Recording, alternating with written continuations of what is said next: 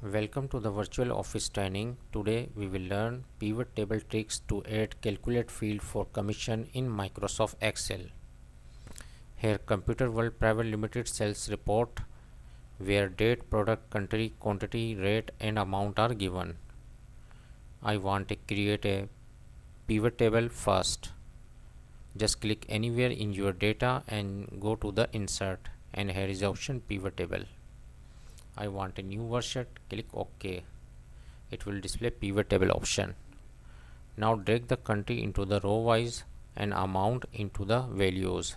It will display some amount here.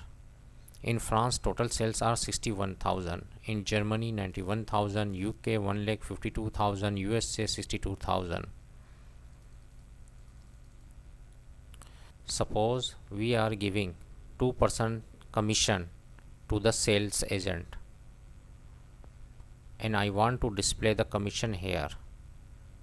How can we create a calculate field here? Just click anywhere in your pivot table.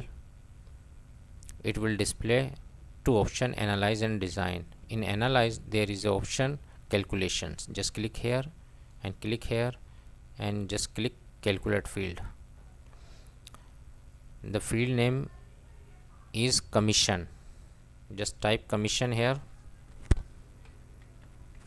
In formula just double click amount, multiply 2% and click OK. It will display the 2% commission here. You can see here. If I want to remove these commission, just uncheck it, it will disappear. If I click here, it will appear in your sheet. This is a very simple trick to insert a calculate field in pivot table. Hope this tip will be very helpful for you. Thanks for watching.